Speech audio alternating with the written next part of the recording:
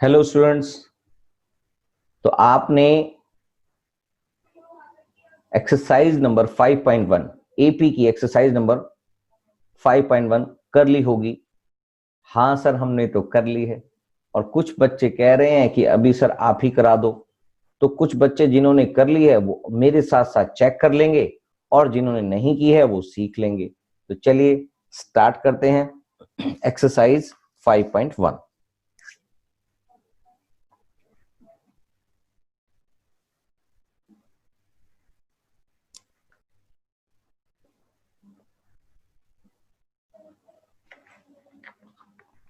Question देख लेते हैं। In which of the following situation does the list of numbers involved make an AP and why? कौन सी AP बना रहा है ये जरा देखना है। पहला, या नहीं बना रहा है तो पता लग जाएगा, और बना रहा है तो क्यों बना रहा है। The taxi fare after each kilometre when the fare is ₹15 for first kilometer and 8 for each additional kilometer। तो ये हमें पता लग रहा है कि अगर मैं इसकी एपी मानू या ना मानू कैसे पता लगेगा। हमारे पास क्वेश्चन नंबर 1 पहला पार्ट है। तो यानी कि आपके पास टैक्सी का फिक्स फेयर है 15 किलोमीटर जो 1 किलोमीटर तक चलेगा, यही लिखा है। The taxi fare after each kilometre when the fair of ₹50 is for first kilometre और सब्सिक्वेंट के लिए है 8 किलोमीटर ईच। तो यानी कि फर्स्ट किलोमीटर तक 15 लगेगा और उसके बाद 15 प्लस 8 लगेगा, उसके बाद 15 प्लस, क्योंकि यहां तक 1 किलोमीटर हो गया, उसके बाद 15 प्लस 8 लगेगा उसके बाद 15 प्लस 8 प्लस 8 ऐसे लगेगा एंड सो ऑन। इसका मतलब मैं इसको इस फॉर्मेट में लिख सकता हूं 15 plus 8, 15 plus 2 multiply by 8 and 15 plus 3 multiply by 8 and so on. यानी कि इसका फॉर्मेट बन गया ए प्लस डी और a प्लस 2d और a plus 3d and so on. क्या ये बात समझ में आ रही है? तो यहां पर जो a है वो 15 है और जो d है, अगर मैं इसको यहां से लेके चलूं तो इसको मैं फाइनली इसको बाद में लिखता हूं। इसको अगर अपने पास जो एपी बन रही है वो क्या बनेगी 15। वैसे तो इसी से पता लग जाता है कि ये एक एपी है। इसको अगर मैं आगे लिखूं 15 और ये आ गया 23 और ये आ गया 16 और ये हो गया 31 और 39, 24 और 15, 39। ठीक है जी। तो आप देख रहे हैं कि सभी के बीच में ए आपके पास 15 है और डी आपके पास 23 माइनस 15 है, यानी कि 31 माइनस 23 है। तो इन सब की वैल्यू 8 आ रही है, तो डी की वैल्यू भी 8 है। Scenes common difference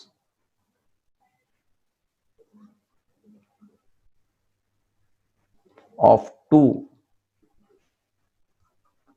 consecutive terms are constant in the above case, so it is an AP, it forms an AP। Basically बात यही है। तो ये बात समझ में आ गई कि कांस्टेंट अगर डिफरेंस होता है तो इससे एक एपी फॉर्म हो जाती है। क्वेश्चन नंबर 2 है।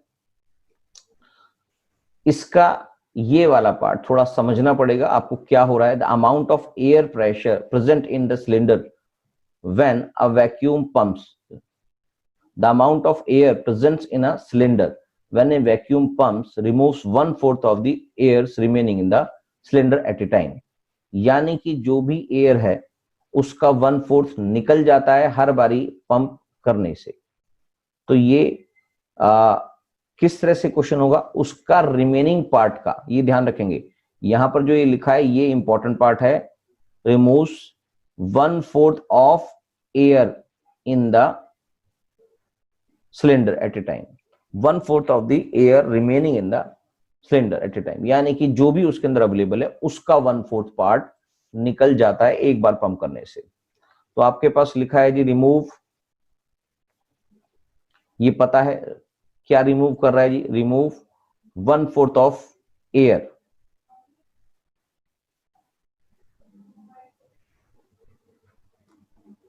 रिमेनिंग, ये इसका मेन पॉइंट है।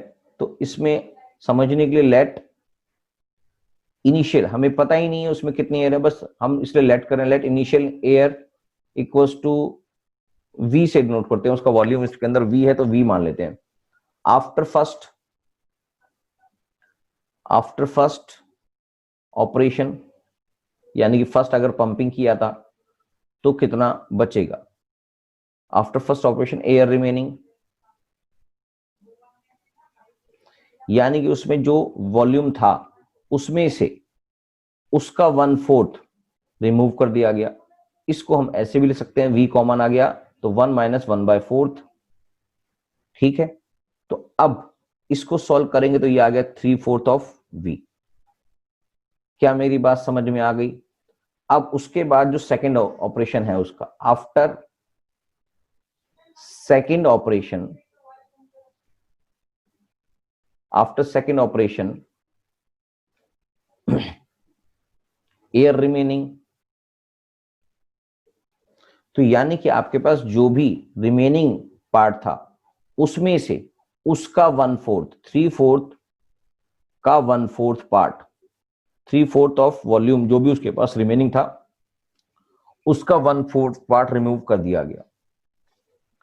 तो इसके अंदर भी कुछ कॉमन, अगर हम इसको ठीक से सॉल्व करना चाहें तो 3/4 कॉमन आ रहा है, वी भी कॉमन आ रहा है, तो ये आ गया 1 - 1/4, यानी कि जो वैल्यू बचेगी 3/4 of v multiply by 4, that is 3/4, यानी कि 9/16v। क्या ये बात समझ में आ रही है? इसको आप वैसे भी लिख लें तो भी आ जाएगा, 9/16v आ जाएगा। तो ऐसे ही लगातार ये चलता रहेगा। अगर मैं थर्ड का भी निकालूं, आफ्टर थर्ड ऑपरेशन निकालना चाहूं, after third operation air remaining कितनी बचेगी, हमारे पास है 9/16 रिमेनिंग एयर, इसमें से 9/16 का 1/4, 9/16 ऑफ v का 1/4 पार्ट निकल गया, तो 9/16 कॉमन आ गया, v भी कॉमन आ गया, तो 1 - 1/4। इसका मतलब ये रह गया 9/16v मल्टीप्लाई बाय 3/4। क्या बात समझ में आ रही है? तो ये आ गया 27 डिवाइड बाय 64v। अब इसका मतलब अगर मैं इसको एक एपी की फॉर्म में लिखूं, यानी कि एक सीरीज बनाऊं इसकी, तो पहले हमारे पास v था इनिशियल ईयर, तो सीरीज जो बनी हमारे पास v है, दूसरी पार्ट हमारे पास इनिशियल v थी, उसके बाद फर्स्ट ऑपरेशन के बाद 3/4 v आ गई, 3/4 v, उसके बाद सेकेंड ऑपरेशन के बाद 9/16 v आ गई, 9/16 v आ गई, उसके बाद 27/64 v आ गई। तो आपके सामने ये जो सीरीज बन रही है एंड सो ऑन, ये सब लगातार चलता जाएगा। तो मैं अगर a2 - a1 निकालना चाहूं तो यहां पर जो d की वैल्यू है वो आ गई 3/4 v - v, ये आ गया 3 यानी कि 3v - 4v divide by 4, that is -v/4। और अगर मैं a3 - a2 निकालना चाहूं तो ये आ गया 9/16v - 3/4v, जो बन जाता है 16, इसकी एलसीएम आ गया, तो 9 - 12v है दोनों के साथ, ठीक है। तो ये आ गया -3/16, since A2 minus A1 is not equals to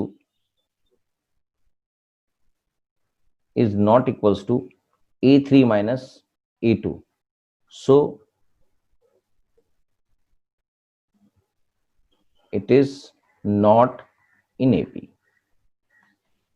correct. Question ना समझ आए तो आप इसको दोबारा से समझ सकते हैं। तो इसलिए कॉमन डिफरेंस सेम नहीं होने की वजह से आपके पास इसको करने के लिए समय निकालना पड़ेगा, एक बार समझना पड़ेगा, आराम से समझ में आ जाएगा। थर्ड पार्ट कर लेते हैं, बुक में भी देख लेते हैं। यहां पर थर्ड पार्ट क्वेश्चन में है the cost of digging a well after every meters of digging when it cost rupees 150 for first meter and rise of rupees 50 for each subsequent meters। तो ये तो एक एपी ही नजर आ रहा है क्योंकि सबका कांस्टेंट चल रहा है आपके सामने है। तो यानी कि आपके पास पहला मीटर खोदने का 150 है और अगली आगे सब्सिक्वेंट में 50 रुपीज आपके एक्स्ट्रा चलते जाएंगे, यानी कि 150 plus 50 plus 50 and so on. ये बात समझ में आ रही है। तो यानी कि किस फॉर्मेट में आ गई, 150 प्लस डी और 150 plus 2D and so on. एक और लिख देते हैं, चलो 150 plus 3D and so on. तो यानी कि आपके पास जो D दिखाई दे रहा है वो कितना है सर, वो यहां पर common difference A2 minus A1 और A3 माइनस A2 अगर निकालना चाहें तो ये आ गया 200 माइनस 150 और ये आ गया 250 माइनस 200। तो ये आ गया 50 और ये भी आ गया 50। सो या since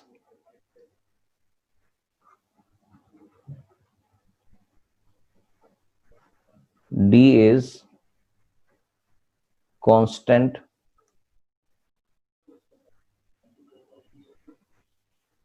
so it is an AP, it forms an AP। ठीक है जी, इसका थर्ड हो गया है। फोर्थ पॉइंट देख लेते हैं, the amount of money in the account every year when 10,000 is deposit at the compound interest at 8% per annum। यानी कि amount of money in the account every year, हर साल के आखिर में जो भी अमाउंट होगा, अगर हम इनिशियली 10,000 डिपॉजिट करते हैं, when 10,000 is deposit eight compound interest eight 8% per annum, तो ये हमें एपी नजर नहीं आ रहा क्योंकि हर बारी कंपाउंड इंटरेस्ट अगले प्रिंसिपल पे निकलेगा, तो ये एपी नहीं बनाएगा। फिर भी आपको दिखाने के लिए बता देते हैं।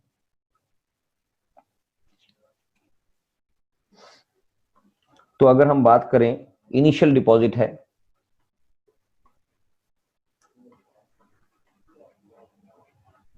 वो है जी 10,000 और आफ्टर फर्स्ट ईयर कितना मिलेगा, 10,000 पर 8% मिलेगा हमें, तो ये बन जाएगा 800 रुपीज। क्या बात समझ में आ गई? यानी कि आफ्टर फर्स्ट ईयर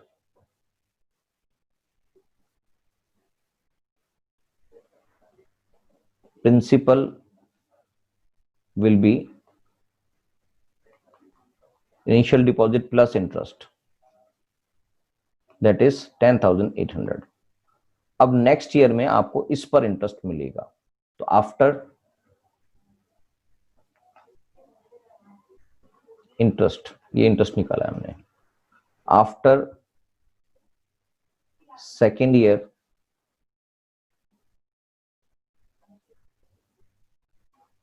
इंटरेस्ट की बात कर रहे हैं, अमाउंट आ गया 10,800 multiply by 8%,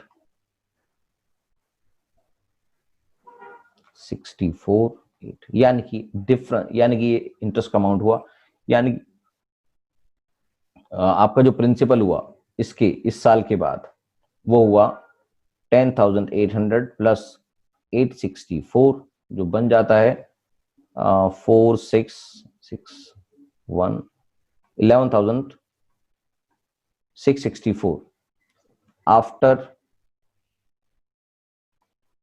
third year. Interest calculate कर रहा हूं, प्रिंसिपल अमाउंट ये बन जाता है 11,664 मल्टीप्लाई बाय 8%। कंपाउंड इंटरेस्ट का फॉर्मूला अलग से होता है, मगर ये 2-3 आपको दिखानी थी अलग से करके मैंने इसको ही प्रिंसिपल बना के निकाल दिया। तो आपके पास अमाउंट आ गया और 3 48 और 3 51 और 48 53 53 5 और 1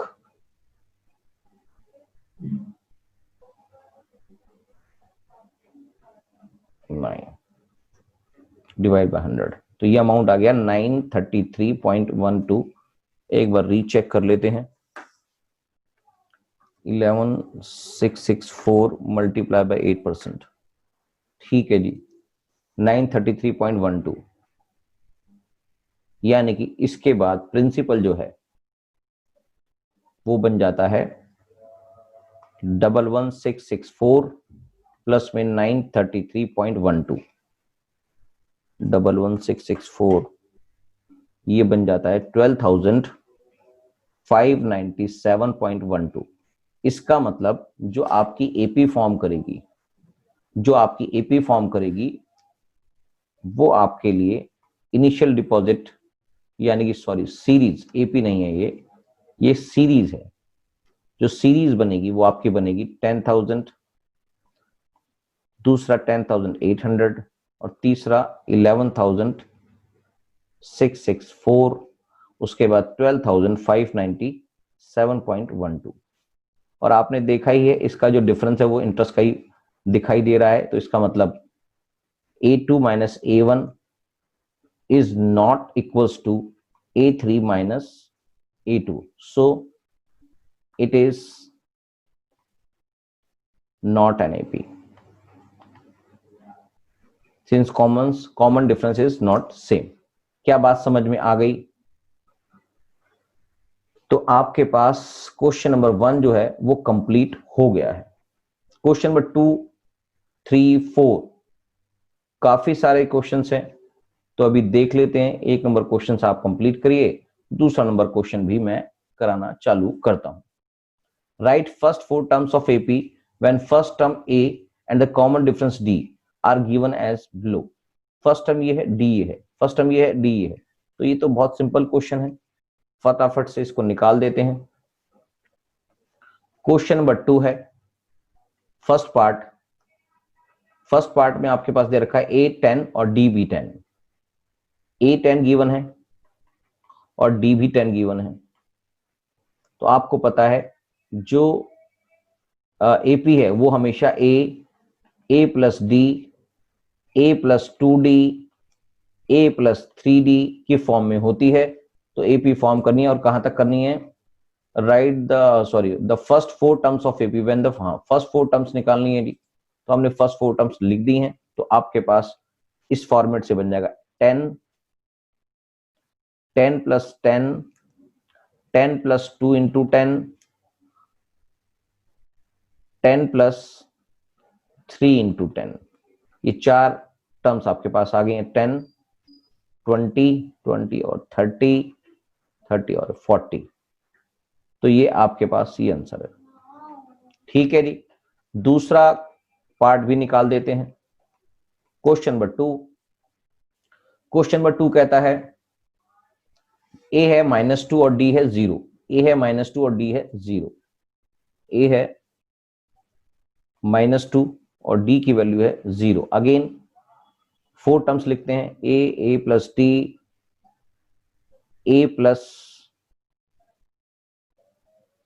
2D, A प्लस 3D। ये इसकी 4 टर्म्स हैं। तो हमारे पास -2, A -2, A प्लस में 2 मल्टीप्लाई बाय -2 और a,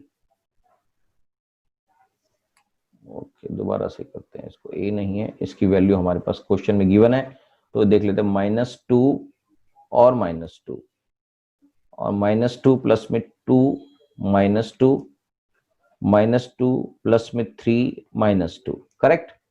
तो ये आ गया -2 और -4 -6 माइनस, ओके सॉरी, ये वाला क्वेश्चन में तो d की वैल्यू 0 ही है, क्वेश्चन में d की वैल्यू 0 है, तो इसका मतलब -2 a plus 0 a plus 2 multiply by 0 a plus 3 multiply by 0, तो ये वैल्यू आ गई -2, यहां भी -2 है, यहां भी -2 है, यहां भी -2 है, तो ये आ गया -2 again -2 again -2 and so on. तो 4 टर्म्स हमने निकाल दी हैं। थर्ड पार्ट कहता है a is 4 and d is -3, a is 4 and d equals to -3। तो आपके पास फॉर्मेट जो है, किस फॉर्म में एपी बनाता है, a plus D, a plus 2d, a plus 3d, ये 4 टर्म्स हमने लिख लिए हैं। तो ये आ गया 4 प्लस -3, 4 प्लस 2 -3, 4 प्लस 3 -3, ये इस फॉर्मेट में बनेगा, यानी कि बन गया 4 -1 -6 हो गया, तो -2 4 -3 और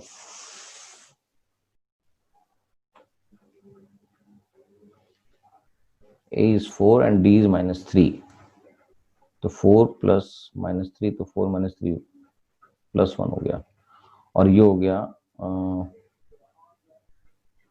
-6, तो -2 हो गया, और ये हो गया 4 -9, तो आ गया -5।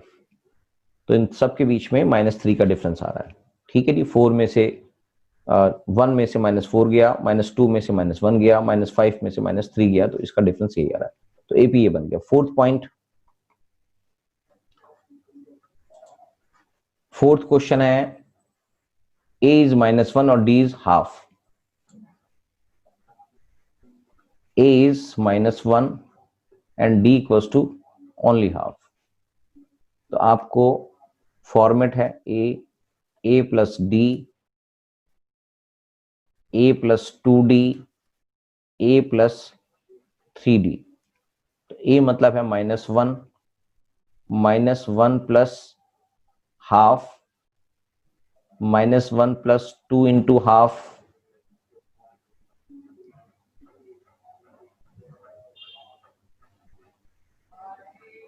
और तीसरा है -1 प्लस 3 इंटू ½ तो ये बनेगा -1 और ये बनेगा -1